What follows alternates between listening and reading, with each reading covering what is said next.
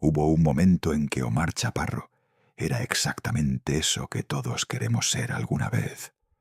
Alguien que lo tiene todo: el talento, la cara, la voz, el carisma. Un hombre que podía hacer reír a una sala entera con una sola mirada y al minuto siguiente dejarte sin palabras con una canción. México lo amaba. Y no era un amor superficial de fans que gritan y se van. Era ese amor profundo que la gente siente cuando a alguien les parece genuino, cercano, real. Omar no era una figura lejana y inalcanzable. Era el tipo que podrías encontrarte en una carnicería del barrio y que te saludaría como si te conociera de toda la vida. Eso es difícil de fabricar. Eso no se aprende en ninguna escuela de actuación. O lo tienes o no lo tienes. Y Omar Chaparro lo tenía. Pero hay algo que muy poca gente sabe, o más bien, algo que muy poca gente se ha detenido a pensar en serio. En algún momento de su carrera, Omar tomó una decisión. Aceptó un proyecto. Un proyecto del que se habló durante semanas, con una expectativa enorme, con titulares, con entrevistas, con toda la maquinaria de promoción encendida. Y entonces, silencio. Como si alguien hubiera apagado el interruptor. Como si ese proyecto nunca hubiera existido. Como si todos, de manera tácita y sin ponerse de acuerdo, hubieran decidido no volver a mencionarlo jamás. Y hoy vamos a hablar de eso. Pero para entender lo que pasó, primero hay que entender quién era Omar Chaparro antes de que todo se complicara. Porque su historia no empieza en Hollywood ni en las alfombras rojas. Empieza mucho más abajo, mucho más cerca del suelo. Omar Chaparro nació en Chihuahua, en el norte de México, en una familia que no tenía nada extraordinario en términos materiales, pero que le dio algo que vale más que cualquier herencia: la capacidad de conectar con la gente. Desde pequeño, Omar era ese niño que hacía reír a todos, el que imitaba a los maestros, el que animaba las fiestas, el que nunca se quedaba callado cuando había algo que decir. Esa energía no desapareció con los años. Creció, se transformó, se volvió algo mucho más sofisticado y poderoso. Cuando llegó a la televisión mexicana, no llegó solo como comediante. Llegó como presentador, como personalidad, como alguien capaz de sostener un programa con su sola presencia. Y el público lo recibió de una manera que pocas veces se ve en la industria del entretenimiento mexicano. Sin resistencia, sin esa fase incómoda en la que la audiencia todavía está decidiendo si confiarle su tiempo. La gente simplemente lo aceptó desde el principio, como si ya lo conocieran, como si hubiera estado ahí siempre. Espera, porque lo que viene a continuación es la parte de la historia que casi nadie ha contado completa. Su paso por Televisa fue el trampolín que lo catapultó a un nivel diferente. Pero lo que muchos no recuerdan o prefieren ignorar es que ese camino no fue una línea recta hacia arriba. Hubo momentos en que su imagen estuvo en juego, momentos en que la industria, con esa crueldad silenciosa que tiene, empezó a preguntarse si Omar Chaparro era un fenómeno temporal o algo que duraría de verdad. Porque en México y en cualquier industria del entretenimiento del mundo, el favor del público es hermoso, pero también es frágil, y hay personas, productores, ejecutivos, figuras detrás de cámara, que saben exactamente cómo usar esa fragilidad para controlar carreras enteras. Omar sobrevivió esas pruebas. Y no solo sobrevivió.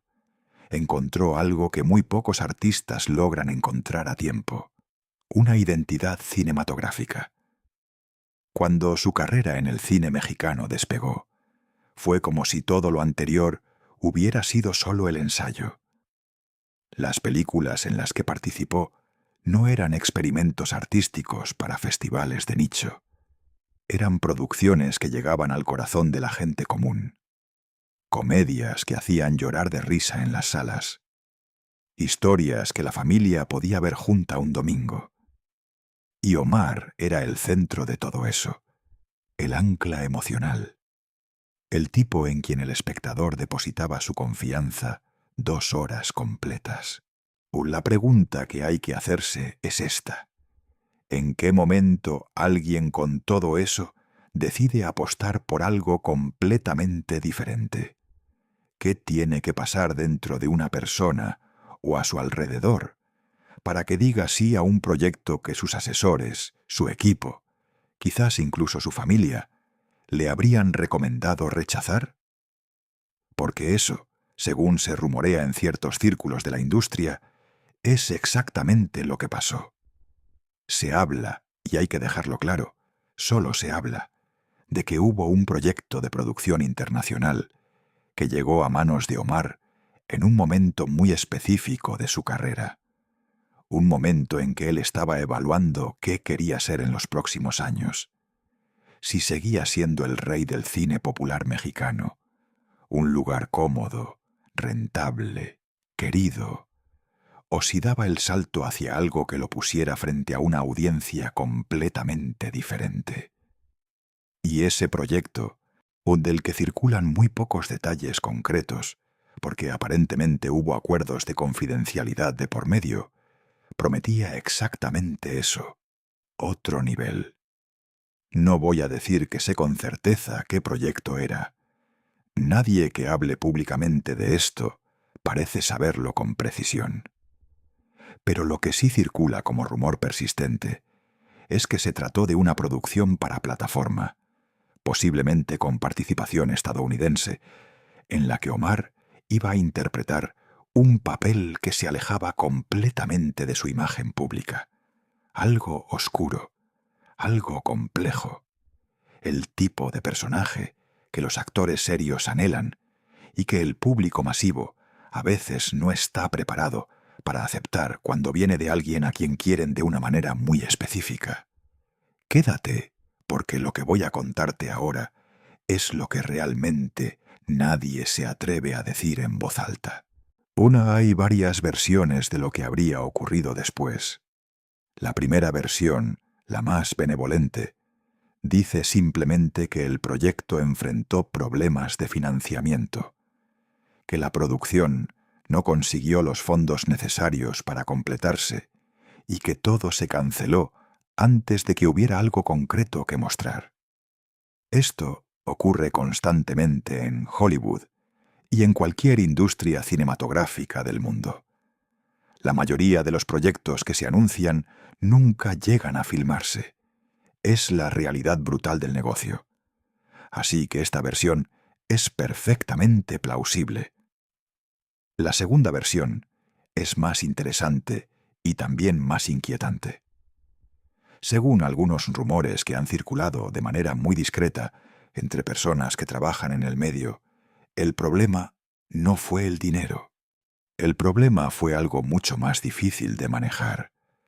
Un desacuerdo creativo de fondo que derivó en tensiones que superaron lo que cualquier negociación podría resolver. Se habla de diferencias respecto al tono del proyecto, respecto al control creativo, respecto a cómo iba a ser presentado Omar ante esa nueva audiencia.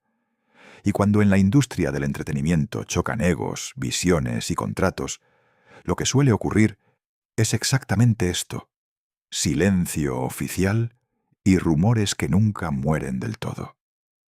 La tercera versión, la más especulativa y la que hay que tomar con más distancia, sugiere algo diferente. Que el proyecto sí llegó a filmarse, al menos parcialmente, pero que algo ocurrió durante la producción que hizo que todas las partes involucradas prefirieran enterrarlo. En la industria, esto también tiene un nombre. Se llama un proyecto que nadie quiere asumir. Una producción que, por razones que pueden ser artísticas, comerciales o de otra naturaleza completamente diferente, resulta más conveniente que no exista. que desaparezca del registro oficial. Que cuando alguien pregunte, la respuesta sea simplemente que nunca se concretó. Pero hay algo en esta historia que va más allá del proyecto en sí, porque lo que más llama la atención no es el proyecto misterioso. Lo que más llama la atención es cómo afectó a Omar Chaparro como figura pública. Y aquí es donde la historia se pone verdaderamente humana. Hay personas que conocen a Omar, o que dicen conocerlo de manera cercana, que sostienen que ese período fue uno de los más difíciles de su vida personal. No en términos de crisis dramáticas ni de escándalos públicos, sino en términos de algo más silencioso y más real. La pregunta de identidad que todos nos hacemos en algún momento, pero que cuando te la haces siendo una figura pública de ese nivel, tiene un peso completamente diferente. ¿Quién soy yo cuando el proyecto en el que aposté todo no llega a existir? ¿Quién soy yo cuando la versión de mí mismo que quería mostrarle al mundo no llega a nadie? Lo que se dice, y de nuevo esto es territorio de rumores y especulaciones, es que Omar estuvo durante un tiempo en un proceso de reflexión profunda sobre su carrera, que hubo conversaciones muy serias sobre qué camino tomar, que no todo fue la imagen de seguridad y buen humor que siempre ha proyectado en público, porque los artistas también tienen miedo, porque los artistas también dudan, o porque la cámara apagada no miente de la misma manera que la cámara encendida.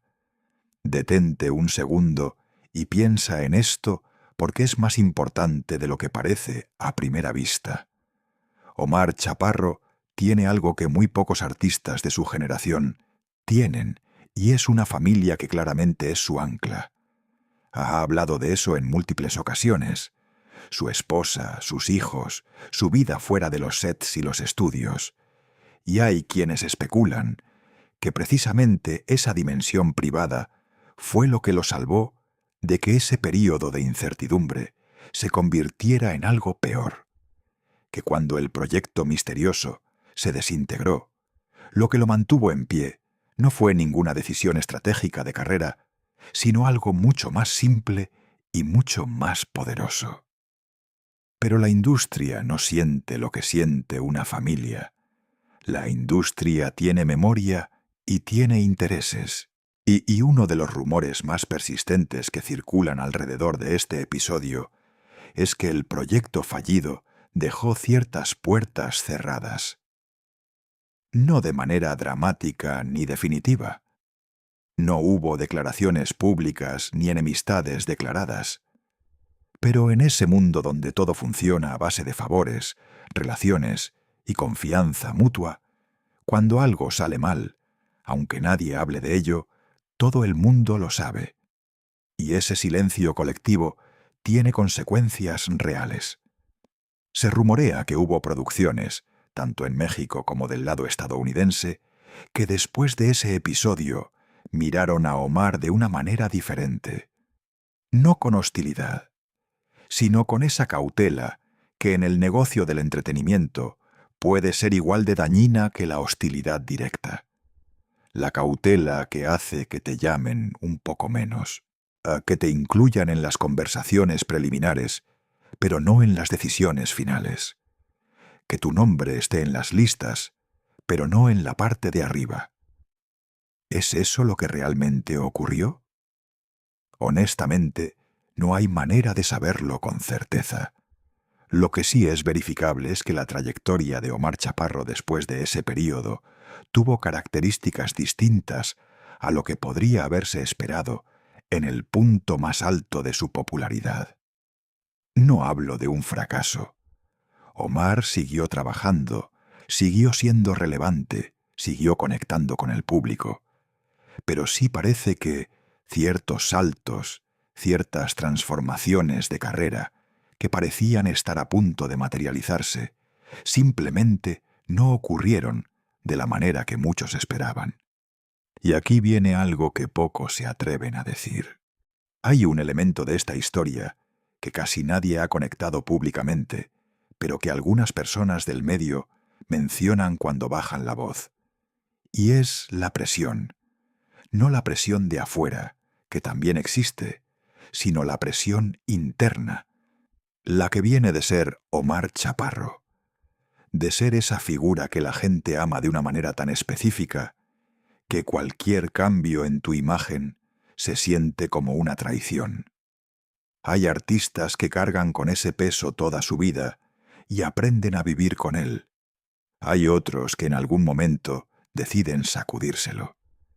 Y cuando intentan hacerlo, lo que encuentran del otro lado no siempre es la libertad que esperaban.